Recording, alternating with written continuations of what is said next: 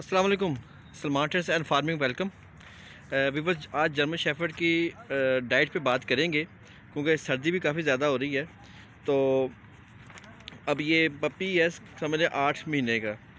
तो अब इसने और ग्रो करनी है, तो कैसी डाइट दी जाए कि इसकी ज़रा फ़िज़ीक अच्छी हो जाए और एग्रेसिव भी रहे और इसकी पोस्टर भी अच्छा रहे।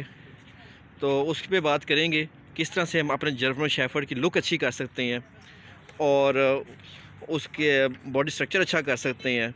उस टॉपिक पे सारी बात होगी आज। उसके लिए सबसे पहले तो ये है कि जो खाना देना ना आपने, वो कोशिश करें कि ज़मीन पे उस तरह से ना दें, रख कर थोड़ा स्टैंड बना लें और जो पोट है ना खाने का, वो थोड़ा सा उठा कर दें, ताकि जो ऊपर से उठा के खाएगा तो गर्दन उठी होगी, तो पोस्चर इसका बहुत अच्छा रहेगा। उसके बाद बोंग की जो हड्डी होती है वो ज़रूर इसको दें। हड्डियाँ इनकी वैसे भी नेचुरल ग़िज़ा है, तो जब ये हड्डी पर ज़ोर लगाते हैं तो जबड़े इनके जॉज़ होते हैं वो मज़बूत होते हैं, खुले होते हैं, बड़े होते हैं और इनके आगे जो नस्लें हैं वो भी अच्छे जॉज़ की होंगी, अच्छे मुँह उनका बड़ा होगा। तो कोशिश ये करनी है कि ये 2 काम लाज़मन कर लेने हैं।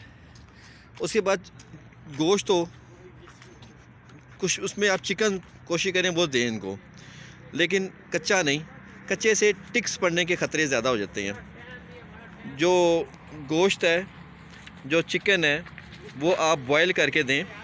और अगर सर्दियाँ हैं तो उसके साथ आप अंडा और जो मुर्गी के पंजे होते हैं वो भी बॉयल कर सकते हैं, क्योंकि सख्त सर्दी है तो वो इनको अंदर से गर्म रखते हैं और वो बड़ी अच्छी डाइट है। और वो कोशिश करें वो शाम के टाइम दें।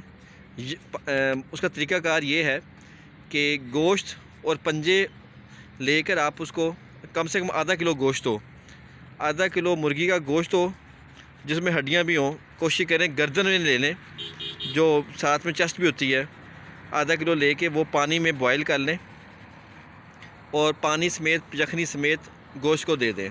और पंजे अगर बीच में होंगे तो उसका भी रस होगा, जो यखनी होगी पंजों की, तो वो भी बहुत बेहतर है। पंजे भी खा जाए, गर्दनें वगैरह खा लें, गोश्त खा लें, हड्डियाँ खा लें और पानी हानी पी जाए। दिन के टाइम पे आप इसको गोश्त के तो ना दें, गोश्त तो शाम को रात को हो गया। दिन के टाइम आपने इसको दूध और रोटियां दे देनी है, तो 2 टाइम ही खाना दें। सुबह के टाइम पे आप इसको दूध और रोटियां दे दें और शाम को जिस तरह मैंने गोश्त बताया उस तरह से दे दें। उसके बाद जो छोटे बच्चे की डाइट होती है, जैसे 1 महीना हो गया या उससे भी छोटा बच्चा है, छोटा बच्चा दूध पे रहेगा, लेकिन 2 हफ्ते 3 हफ्ते बाद आप उसको सेरेलैक दें। सेरेलैक बहुत अच्छी है। और एक जो उनकी जो बिल्कुल बिगिनर्स की जो बैग होता है फीड, वो दें, ठीक है। उसके बाद जो थोड़ा बड़ा हो जाए तो उसके साथ जो बैग्स के बनते रहते हैं, पहले बिगिनर्स का आता है, उसके बाद फिर थोड़ा सा और ग्रो करता है तो उसका बड़ा आता है, फिर उसके बाद अडल्ट का आ जाता है। तो आजकल ये 8 महीने का पपी है, तो हम इसको अडल्ट का बैग भी देते हैं। अभी आज के देख सकते हैं गर्दन पे ये ट्रिपल कोट है। और कोट बढ़ाने का भी तरीका मैं आपको बता देता हूँ। कोट किस तरह से बढ़ाने हैं, किस तरह से बाल बढ़ाने हैं। सर्दियों में ये कमरे के साथ इसको रखते हैं, लेकिन ये कमरे में नहीं जाता, ये बाहर ही रहता है और बाहर रहना भी चाहिए। और छत उसकी कोशिश करें कि बस कमरे की छत तो हो, जब बारिश हो तो अंदर चले जाए, लेकिन ये ज़्यादातर बाहर ही रहता है। और ओस पड़नी चाहिए ऊपर। ओस इनके ऊपर जब पड़ती है तो नेचुरली तौर पे ये अपने कोट को बढ़ाते हैं, बाल लंबे करते हैं, जिससे इनकी खूबसूरती में इजाफा होता है। तो अभी ये 8 महीने का पपी समझ लें, लेकिन मज़ीद 4-5 महीने, अब ये सर्दी का मौसम है, तो ये जो दिसंबर जनवरी फरवरी ये महीने में जब ओस पड़ेगी, सर्दी पड़ेगी, तो ये मज़ीद अपना कोट निकालेगा, तो ब्यूटी में इजाफा होगा।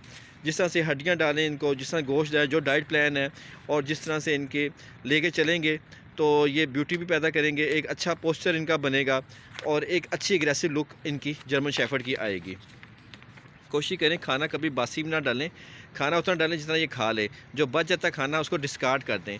अगर आप वही खाना रखेंगे तो वही खाना खा ले, जो पड़ा रहेगा तो उसमें बैक्टीरिया आ जाता है, फंगस आ जाती है, तो इनके पेट के बहुत बुरे मसाइल पैदा हो जाते हैं, क्योंकि उनको ज़्यादातर मसले पेट के ही तरफ से ही आते हैं।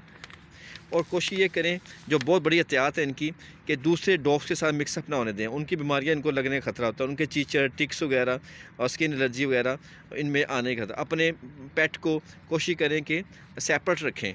अगर अपने पेट को उनके साथ रखेंगे तो काफ़ी ज़्यादा इश्यूज़ आ जाते हैं, मसले मसाइल आ जाते हैं।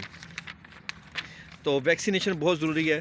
पहली जो वैक्सीनेशन करनी है वो 40 दिन के अंदर करनी है वैक्सीनेशन, उसके बाद 2 महीने बाद, फिर 4 महीने बाद इनकी वैक्सीनेशन होती है।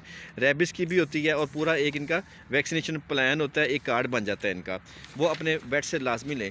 और इनका वेट आपके पास एक नहीं बल्कि 2 डॉक्टर आपके पास होने चाहिए, ताकि एक अगर एमरजेंसी में आगे पीछे हैं, वो बिज़ी है, तो दूसरे से आप इनको एमरजेंसी तौर पे चेक करवा सकें, क्योंकि बीमारी वगैरह भी कोई बता के नहीं आती, कभी भी मसले मसाइल आ जाते हैं। कोशिश किया करें जब आप शाम को गोश्त बना के यखनी दें, उसके अंदर एक देसी फार्मूला बहुत अच्छा है जो मैं भी यूज़ करता हूँ कभी कभी, हफ्ते में 1-2 बार। जब यखनी बनाए, गोश्त को बॉयल कर रहे हैं, उसके अंदर थोड़ा सा अदरक, दालचीनी, लहसुन और हल्दी थोड़े से डाल लेंगे, तो उससे इनके पेट के मसाइल ख़त्म हो जाएंगे। वो बहुत ज़रूरी है।